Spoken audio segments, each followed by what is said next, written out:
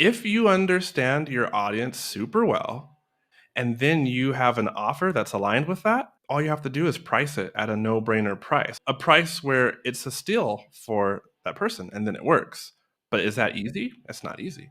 All right, welcome to today's episode, QUAY.jo. Thank you. How are you? What is going on outside your window right now? Just We're just going to call attention to it so people listening can not hear it now. It's just maintenance inside of the community I live in. They're blowing. It's fall time, so they're leaf blowing leaves. It sounds like they're chopping trees down, like they're chainsawing trees right now. It must be a very powerful leaf blower. Yeah, I can hear it all the way in San Diego. Yep. So we're talking about one of our favorite topics here, our joint favorite topics here, which is Facebook ads. And as a Facebook ads manager, you get tons of questions on a daily basis from people wanting to know, basic to more advanced questions when it comes to Facebook ads. And so I thought this might be a good episode to do. And because I know that everybody listening right now, or most people listening right now, have very similar questions when it comes to ads. And I just want to start out with, in your view, and I know I'm going to challenge you on this. Ooh, and it's not one of the questions that I'm looking at right now. I'm going to put you on the spot. And I know you have a biased answer, but I'm going to ask you anyway. People want to know, are Facebook ads still a viable channel to be marketing their business? And when I say, by the way, everybody, when we say Facebook ads, we're also including Instagram ads, sort of the collective. Right. So are they still viable in, the fall of 2023? Yes. I will even say they are so viable that at times when working with certain clients, I have moments of jealousy, asking myself, QUAY.jo, what are you even doing? Just go copy their business model. Like, people are still crushing it with Facebook ads, is what I'm trying to tell you, listener. That, now, so yes, still viable. When you say crushing it, what what does that mean? Because that can mean different things to different people. Okay, well, let's talk about one of the things that everybody would love to run, an SLO funnel, self-liquidating offer, running ads to a pretty low-priced offer, $27, straight to the offer, having an order bump and upsell and making money on that. I just talked to a guy, coached with him a couple times to help him, make his ads work even better.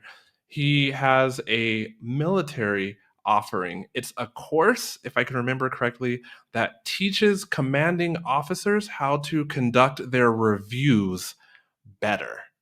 Think about that. I love it. That's very niche. Super ultra niche.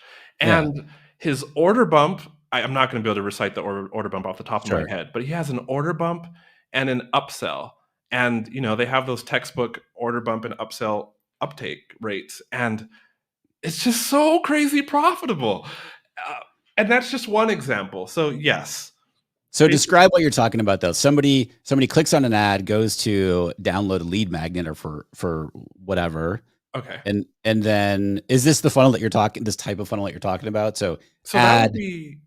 Go ahead. So add to lead magnet, and then on the thank you page where you get an offer, a chance to buy something, I would call that a tripwire funnel, where the initial traffic is coming in for a lead, and then what you've done as the creator is put something on the thank you page that is very aligned with the lead magnet, and because you've done the research of your audience, it solves a problem that they have. What I was just describing previously was a self-liquidating offer funnel where you're running cold ad traffic directly to a sales page. Yep. Yeah. And in general, is there a price range that you generally see works really well, that's effective for ad directly to a purchase? Yeah. Less than $37 for that initial purchase is what I've seen. I can't say in my, almost 3 years? Could be a little over 3 years if you count when I ran ads for my own online business, the previous one. Can't say that I've seen one of those self-liquidating offer funnels working for an offer that was over $47. Yeah, I would. Yeah, I Yeah. would agree. Can Yeah. we just talk real quick for a second? I Sure. hate the term tripwire. I've always hated that term. Like, what is like? I think I know who came up with like where it came from.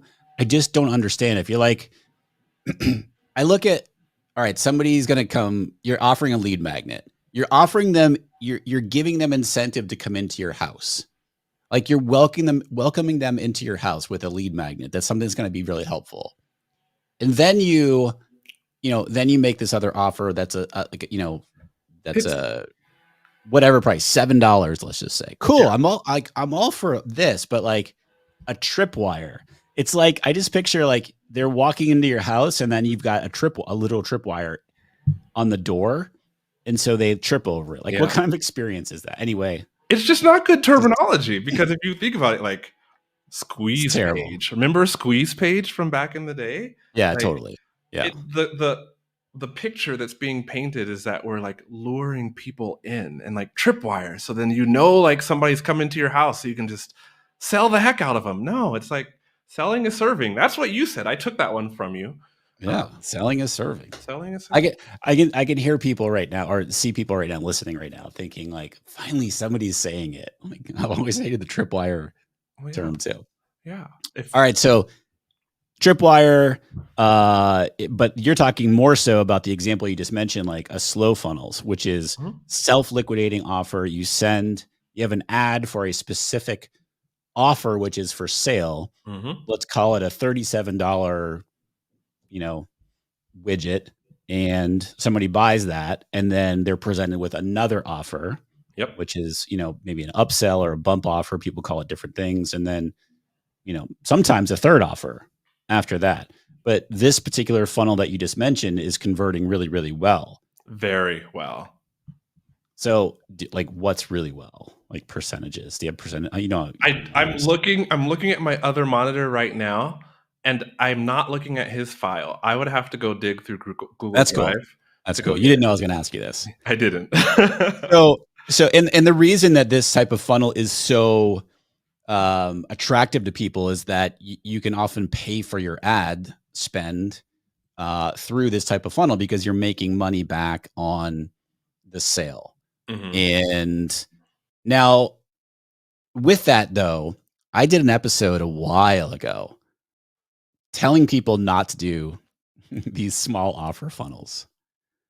And I clarified what I meant by that. And I agree. It was a little bit of a, clickbaity title of the episode, but the point I was trying to make is that they're not for everybody. But I hear this more and more from people saying, I want to do this type of funnel because I don't have a whole lot of budget for ads, so I want to pay for my ads. Do you see a type of business or a level of business that tends to do better than others when they're doing a slow funnel? No. Um, and the long answer is no. So again, I have to look at my experience. Having coached with you for a number of years in Accelerator, Mm-hmm. no. And then having worked inside of the ads agency and seen a whole lot of businesses, no. And having done it for myself, no. How was that for a long answer? That was a There's short answer, though, that I was a think. short answer. What's the key to it? In your eyes and from your experience, what's the key to it working? The key is having an offer the key is ultra understanding your audience with that first offer. Yep. Because if you understand your audience super well and you're able to then take that understanding and parlay that into a good, let's call it a good sales page, meaning you can script out, write out, message out what they need, what they're struggling with, and then you have an offer that's aligned with that. All you have to do is price it at a no-brainer price. I'm not saying like bottom of the barrel price, so to Right. speak, but a price where it's a steal for that person and then it works. But is that Yeah. easy? It's not easy. It takes a lot more testing. And I think it's a shift in mindset also. We always talk about mindset of ads and so forth. Yeah. People are used to what's my cost per lead. This becomes what's my cost per purchase. Yeah. Then you start talking And about. Mhm. yeah, so it's like, oh, if my initial offer is whatever, $37 and it's costing me, $19 Yeah. to acquire that, well, all right, cool. I'm spending $19 to make 37. All right, game on. And you're also the objective is going to be, what is it now? Sales or I forget. They've Sales. changed the objectives now. Sales. Sales, and you're optimizing for purchase Yep. rather than, a lead. Again, you're telling Facebook what you actually want to accomplish from that. So Yeah. go ahead. Go ahead. So what I would add too, because I just had this question on a strategy call. I do these funnel fixing strategy calls. Shameless promotion. You can go down to the link in the descriptions and book a call with me. But one of the ladies was asking me, QUÄY.jo, should I run this type of funnel because money? Why not? Or should I run lead ads? And so I do want to explain on the podcast that kind of funnel takes a lot to test. But if you're running ads directly to a sales page and you're targeting correctly, then you're also missing out on leads because there is no option for somebody to opt in. So you might get 100 people visiting that page. And if you're doing it right, 20 of them will buy. But there was a lot more people in that audience that would have become a lead if you had targeted them or sent them to a lead magnet, for Yeah. example. And so, like, as a business owner, you have to decide, am I fueling my business with enough leads so that I'm making the kind of impact, the kind of sales I want during launches? Versus am I going to try a slow funnel and make it profitable and make money from that? It could be both, and it might be one or the other depending on what stage you're at. But think about that. If you just go for a slow funnel by itself, you are sacrificing getting leads and then the opportunity to nurture those leads. It's also the psychology of it too, right? They say that if somebody is coming into your business paying, as a paying customer right off the bat, rather than they're downloading a freebie, nothing wrong with that. But there's a different kind of psychology there because they're coming in as a buyer and, more likely Yeah. to potentially buy more quickly than somebody coming in as, oh, I just downloaded a free lead magnet and now I'm being nurtured. This is a deep dive already in just one of the questions. We went there. But you're absolutely correct. I don't think we're going to go further. Maybe we should have another episode about this. But definitely, if you want to pull off that kind of funnel, Yeah. you just have to understand your audience far better than, I'm going to go ahead and say it, than most of the people that I work with, because that kind of funnel it's difficult to pull off. When it does work, it's great. Yeah. So you mentioned these types of funnels work really, really well when you have your targeting dialed in. Mhm. That's one of the biggest questions that people have is, how do I ensure that my targeting is dialed in? How do I find the right quote unquote audience to be targeting? Now, in the get to know QUÄY.jo episode, the bonus episode that we did on the podcast here, we Right. talked about how you have a very methodical process when you're working with a client of audience research, which obviously leads into targeting and copy and all that type of stuff. So how can people ensure, quote unquote, that they are targeting the people that they want to be targeting when it comes to their ads? You just really have to know, it's repeating what we just said. You have to Yeah. know your audience. And so here's where it's not fair. Certain niches, it's easy to target because your ideal audience is easy to target because those options for targeting exist already as an interest, a targetable interest inside of Facebook. And then there's other niches where, like, absolutely the course creator or the online coach has so much expertise, but they end up struggling more with their Facebook ads because their audience is not, let's call it, readily targetable. And so Right. what then they have to do is double down on the messaging, which again, you get good messaging by good research and you know your audience well, but they have to then double down on the messaging and target, we could say, a broader audience, and then heavily rely on their ad copy to Yep. reach the right person inside of that audience. Would you agree that that type of targeting more aligns with what Facebook's algorithm favors these days? Meaning, all right, the algorithm is so smart, the AI is so smart, the targeting, capabilities, that when you have great messaging that speaks to the person that you want to be speaking to, the algorithm will find those people when you open up that targeting. What are your thoughts, and what have you been seeing, in the campaigns that you run? If you're speaking to the wide open audience, inside of like Facebook Ad Manager lingo, you may have heard of like BANT, BANT, broad audience, no targeting, then yeah, you're 100% right.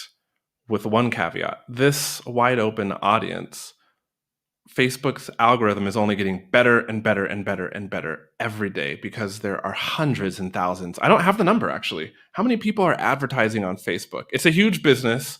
I have no idea. And Yeah, this is a huge business to say, to say the least. Yeah. it's a huge business. And I try to remind people that get on funnel fixing calls with me or clients that though it seems like an uphill battle, Facebook actually does want the online course creator, to make money with Facebook ads because that's Facebook's business model. And if the small businesses that are paying Facebook are making money, then Facebook stays in business. Anyway, Yeah, they're yes, going to the spend more algorithm, money. right? Yeah. The algorithm is quite advanced. It gets better.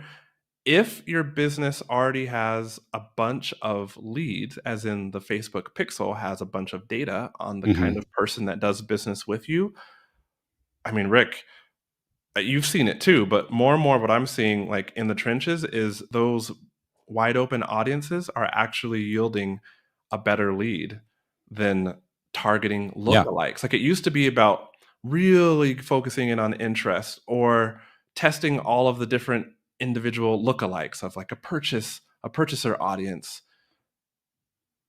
Should I explain that a little more quick, or do you think What, with everybody with the lookalikes? yeah. Most people know what a lookalike Okay, cool. Great. audience is, but I think an explanation on why you feel that lookalikes are not as effective as they used to be, because I think you were alluding to, one of the best audiences that you could target outside of, like, say, your buyers or what have you, was Yeah. a lookalike of your buyers, a Yes. 1% lookalike of your buyers. Yeah. Why isn't that as effective anymore? I mean, I have my emotions, and my sentiment, but sentiment doesn't make money. It's not effective because the wide open audiences are just working better. Like Facebook's algorithm is doing a better job. Uh-oh. Can I say this? It's doing a better job than a bunch of detailed testing of six different lookalikes can Yeah. do. And I'm seeing that in more and more accounts. Here's a very specific example. I work on the Facebook ads management side of things with a gentleman who has a business teaching jazz improv to aspiring jazzers, and jazzers is a term. I know it because my copywriter did a ton of research, and it is a term, and it resonates quite well with his audience. Um, and we were testing a tripwire funnel. Bad word, but Can we use a different term? what is a different Can term? we coin a We different term? we we're gonna have to work on that. In the Can meantime, somebody send one of us a DM on Instagram, and with a better please, term that you like, please please go down to the go show on. notes and DM us. So let's call it a lead magnet free offer, and on the thank you page is a paid $7 offer. Yeah, We'll coin a new term. Um, at some point. yeah, well, maybe it's an entryway offer, a doorway. There Who you go. knows? I like that. All right. How about a So welcome mat? a welcome mat. That's even better. A welcome mat. Okay, so he and we, mainly me, because I'm an ads manager, are testing this. And we tested a lot of audiences. And surprisingly, what happened when we started testing this wide open audience, because we're monitoring the sales and the average cart order value, what happened is I won't say that initially it yielded the lowest cost per lead, but initially, it while the cost per lead was slightly higher than some of the other audiences we had tested, his goal was to make money off of the back end with that welcome mat offer. And Sure. once we started using the BANT audience, the wide open audience, the type of lead that was coming in was buying more in his funnel. Interesting. Really interesting. Got to pause there because that is very, very intriguing, especially for me because I tested so many other audiences. Yeah. And then what happened is, as he was probably getting about 200 leads every week. Yeah, about 200 leads every two, because I have the spreadsheet right in front of me. About 200 leads every week, to the tune of an average of $2.29 a lead. And if that seems really low for you, don't jump into the comparison game. It changes for every niche. But the point is that once we stuck with the BANT audience, and as of the recording of this episode, September 6th, 2023, it's been 7 weeks that we've been with the same audience, and the lead cost has come down from what it was, and the profitability of those leads, as in how much they're purchasing in the funnel, has Yeah. started to go and creep higher. So it's very intriguing. Yeah. I'm not even sure how Facebook is doing it, but once you have all that data, you can do magical things. And Well, it's yeah, learning it's based on that learning. data. Yeah. So it's the smarter it's getting, it's finding more and more of those people. It's like, oh, these are the types of people that this advertiser wants. We're going to find more of those people because we have more data to be able to do that. Two things on that, two questions on that. Number one is 200 leads a week. What, at that kind of budget, why aren't we spending more money? That's my first question. I think I know who you're talking about. I think. Okay, then that explains. I understand why more money is being spent. There's a fear there, and no judgment. Number two, just kind of just to go back real quick, and then I want to move on to the next question. Is my thought on why lookalike audiences don't work as well is the whole iOS privacy, right? Frankly, it can't track as many people as it used to, so the base audience that is based on an email list, for example, or buyers or what have you, that audience is drastically reduced for tracking because of tracking purposes. And then, because of that, I think it's a less reliable audience, if you will, from which to create a lookalike audience. That's just my thought Uh, on your that. thought is spot on. Yeah. Yeah, So of course. so we're talking about ad spend, Yep. right? Everybody wants to know, how much should I spend on my Facebook ads? When somebody asks you that question, what is your answer to that question? I laugh because this is a very typical answer that I get as I onboard clients. So typical, in fact, that I have an SOP dedicated to how to answer that question depending on the Smart. type of business. And Yep. there are literally 4 different responses that I have QUAY.jo, outlined. just tell us the answer though. That's what everybody always wants to know. Just tell me Fine. the answer. Give me a number. Give me the number. Yeah. I can't. I just can't. Yeah. Out of let's call it my fiduciary responsibility, which is to do things in your best interest. I can't just give you a number. What I will say is deciding the ads budget, it's part science and it's part art, and it's subjective to you depending on what niche you're in. I will say, unfortunately, here's the bad news first. There's good news coming, but the bad news first is, if you do not have the standard metrics, like if you haven't launched, well, you should have launched by now, but you need to know how much a lead is worth to your business. Okay. That way, when you start to run ads and you have a cost per lead, how much your ads or how much your leads cost. Ideally, if you're looking at this video, you can see like one hand is low and one hand is high because there is a gap between how much you're paying for a lead and how much you're making from a lead, right? But before you can get that kind of data, or like quite a few, surprisingly so, I won't call anyone out, but quite a few people I work with, they do launches, though they don't have this data. Um, Well, you're I was going just to, going to say, I'll jump in real quick. Hardly anybody knows what a lead is worth to their business. True, Right? true, Like, yeah. I ask 7-figure business owners and they have no clue. So, do you have a quick answer to how to figure that out? Because what you're talking about is so important.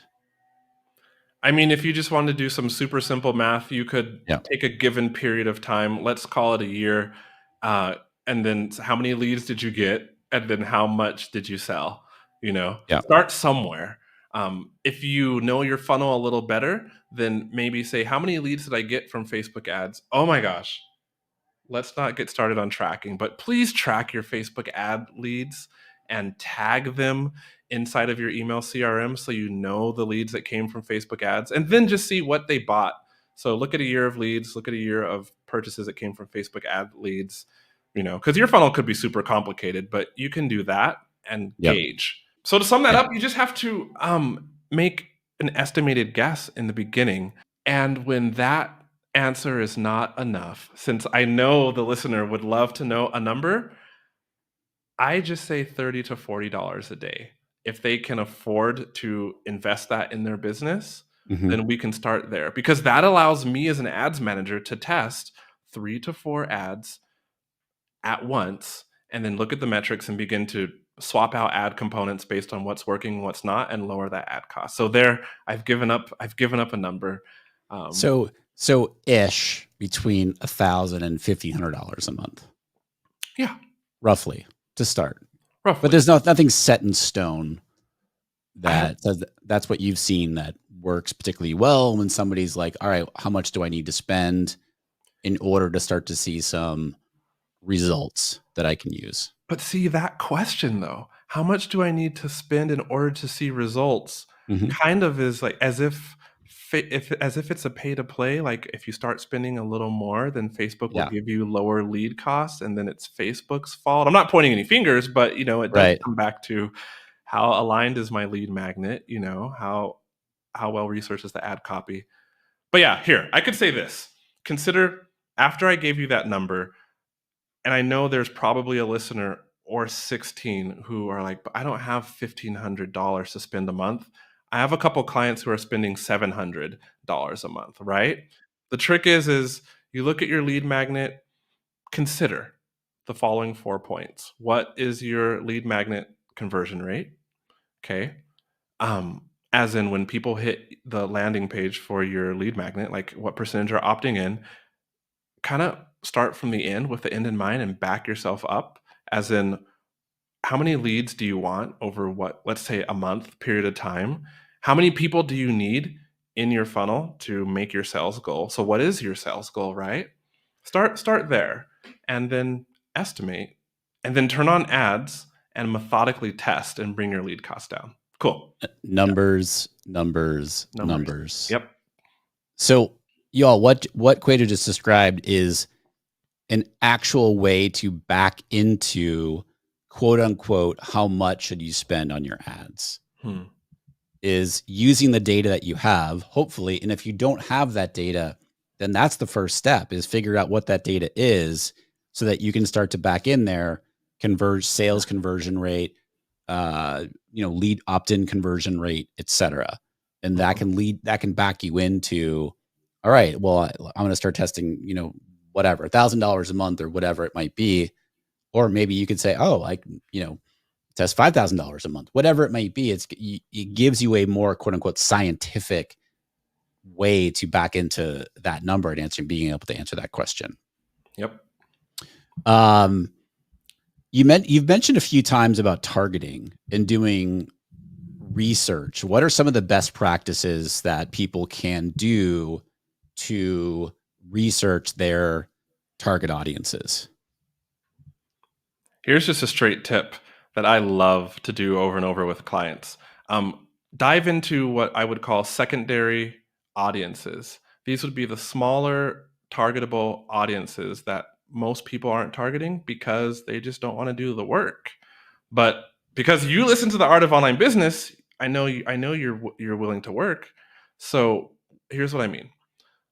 Let's take a niche. Since we were talking about the jazz improv niche, going to a primary audience is going to get you higher lead costs. And what I mean by primary is just typing in side of Facebook Ad Manager in the detailed targeting section, jazz. Okay, good. But everybody and their mom is targeting jazz. So Yeah. what you're going to do is look for a secondary audience. So you go to Google and you start Googling jazz events. This is one that I actually have done for my client. So I know this works, but you Google all the different jazz events across the US of A, and then you compile a list or a spreadsheet and you go back to Facebook and you start typing in those events. And then you'll see that some of those events are targetable, as in people who have those events as an interest. And so what you've done took more work, but now you've been rewarded with an audience that Facebook will not suggest. I need to say that again. Facebook will not suggest these audiences to you. So if you type in jazz and then you type that, or you click on that extra little suggestions box that's on the right hand side of the field, Mm-hmm. Facebook is not going to suggest these other audiences that you can find if you do the research. I haven't seen it suggest it. And so please do the research. Another easy example is if you go to Google. I'm giving you all my tricks. If you go to Google and you type in top 50 books for jazz musicians, and you can do this in any niche, Google will give you a result, and it usually has like a horizontal, scrollable kind of book list right there. So you take the book names and you take those authors, by the way, and then you individually, one by one, go type those into Facebook. And then you'll notice some of those authors are targetable and some of those book titles are targetable. Never all, and it's never even 30%. So that's the thing. Like, you got to be willing to look for 50 books, and then maybe 6 of those books are actually targetable. But then it kind of, I can't say guarantee, but it kind of does guarantee lower ad costs because you're not competing with as many other advertisers to get in front of that person. So, how's that for a super ninja tactic? I love it. But I can see people right now being like, "Oh, that's a lot of work." It is, but that's the difference. Yeah. That is, it's going that extra mile to be able to do this sort of research. Which, by the way, you can use AI to do this as well.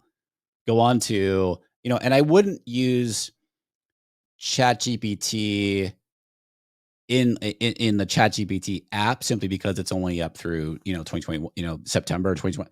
I would go into Bing if you want to use ChatGPT, and you can do research this way. You can go into Bard, for Google. You can go into Claude and do this kind of research in there as well, just to give you another avenue to. And I would, if you're gonna use an AI tool to do this kind of research, I'd be using multiple tools to see what does Bard give you, what does Claude give you, what does Bing give you, that sort of thing, in terms of ChatGPT. So I love it. What is your really high level? Because we're coming up on time here, but what is your testing methodology? That is something that a lot of people get really sort of it gets convoluted in their head, and there is a more simplified way to do it. So what is your testing methodology? Pick an audience. Okay. Figure out what makes good ad copy. Ad copy is the most important thing that you should be testing. So my testing methodology starts with different pieces of ad copy, all combined with one graphic, a well-designed graphic, but people think that they need to stay in Canva for 18 hours obsessing over a graphic. The truth is, I test ads with the most basic graphics when I'm trying to develop messaging, and you'd be surprised. You don't need a super nice graphic. So, 3 different pieces of ad copy with one graphic and test the ad copy and see which one works best for you. That's where you can start. And if you start there, you're doing better than so many people. Your business will love you for it. All within one ad set, or are you doing 3 different ad sets with one of those ad versions in each one? Yeah, that's the beauty of it, right? Like Facebook doesn't tell you, and there's so many different options. And if you Google the answer, you find so many different answers. Yeah. Um, Selfish plug, that's why you hire an ads manager, especially if you have a big business. You probably should be, as Rick would say, doing something else in the business that gets you a higher ROI on your individual time. Like you're the CEO. Yeah. Don't be the ads manager too, especially if you're making over like $500,000 a year, even if you know how to do ads. Let somebody else do it. Anyway, I do it all in one ad set. Okay. So you're letting the algorithm find the winner for you. I mean, the algorithm is super sophisticated. So absolutely. You Yep. put 3 ads in an ad set, different ad copy, same graphic. You'll know after a handful of days which one the algorithm is driving traffic to. Does that work 100% of the time? No. But 85, 90% of the time, yes, it does. And you just got to trust. Every day that algorithm is getting it's getting better and better than me. It's painful to admit, but we're in interesting times right now. Better than you? What? What? I really want to go towards scaling right now, because what Yeah. you just brought up there brings up the conversation of scaling. I think we should save that to a different episode, because so Ooh. many people have questions around scaling, but it's like what we've been talking about here is how to get to scaling. And I think this is a good place to with this final question here. And it's kind of a big question, so we'll wrap up with this question. Okay. Before we can even get to scaling, people often want to know, like, why are my ads not converting into sales or, Oh, membership no. signups? Oh, no. Right. So, Right. how do you walk people through, or what's your thought process for how you begin to answer that question?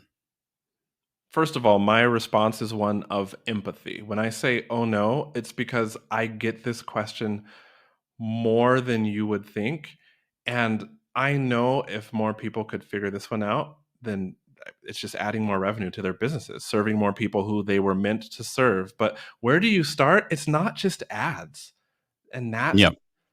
that's the trap, is thinking that because my ads aren't working well, that's why I'm not getting enough sales. But what really needs to be addressed is, how are you bringing people into your business ecosphere? What's happening at the lead magnet level? If that's the kind of funnel you're running traffic to first, like how aligned is that lead magnet to, this is going to be a whole nother episode. We're not going into this. This episode is almost finished, but how aligned is that lead magnet with your offer? How good of a job are you doing with your follow-up email sequence after you deliver that lead magnet, with establishing your own authority, letting the people who have taken a leap of faith and giving you their name and email, how are you letting them know that you got them, that you understand what they're struggling with, that you can help them, that you have helped other people? And how are how are you paving the way for them to take that customer journey and ultimately trust you enough to put down 500, 700, $5,000 for an offer with you? There's a lot that goes on in that funnel, and it's rarely just Facebook ads are rarely the only culprit. There's usually a lot more, which is what we can discuss in another episode, and absolutely what you can discuss with me should you want to book a strategy call. And link is in the show notes below. So what does a strategy call look like if somebody, so they go to QUAYJo.com, QUAYJO.com, Mhm. they can book a strat. This is not like an ads management call necessarily. Someone can just sign up for a strategy, like a funnel fixing call. funnel fixing, troubleshoot what they've got going. Yep. So you just break they give you the stats, they show you what they've got going, and you start to dig into it. I mean, Rick, And I've figure learned out what's from up. you. I've learned from you, Rick. And what that means for the listener is I ask a good amount of questions. So, Yep. they'll fill out the initial form, and then I look at that, and then there's a second form that goes out, and it has more questions. Then they come to the call with the answers for, like, and I've seen those answers because I usually request that they fill it out 3 days in advance. Sure. And then I ask more questions because it rarely is what you think it is. And you can look at the data, but it Yeah. usually takes diving deeper into the numbers. Or here's a very simple example. Somebody's asking, and I know you've seen this too, Rick. They're like, I'm sending out the emails, but it's not working. We'll just keep it simple like that, right? Yeah. You ask a few questions for a launch, for example, and you're like, it comes up that they are emailing once a week, or somebody signs up for their launch, but then that person doesn't get another email for like a week and a half. Right. Yeah. So it's time to show up for the launch. And you're like, if you didn't ask the right questions, you wouldn't ever know that. And you're like, of course, this person's Yeah. not really trusting you. You haven't talked to them for a week and a half. Right. Or, so It fell into a black hole, if you you fell into a will. black hole. So yeah, we Yeah. ask a lot of questions on the call. We identify some things that can be tweaked. You leave the call with some action items that you can go and implement inside of your business. And then if you decide to book a second call with me, you can book a second call. That's how we do those funnel fixing strategy calls. Nice. QUAY.jo.com, QUAYJO.com. Yep. And you can sign up for a funnel call there. Thank you. This has been a lot of fun. I mean, as you know, I love talking about this stuff. And we went through 10 questions today, even though it was more conversational. It wasn't like, okay, number one, number two. It was like we covered a lot today, and we're just scratching the surface. So if you like this episode, let one of us know. Please. Shoot us a DM on Instagram, and let us know. I think that, like I mentioned before, the scaling episode or doing an episode about scaling is a whole episode in and of itself, because that's a whole other thing. So this is fun. Thanks for doing this. Appreciate you, man. You're welcome. All right. See you later. Bye.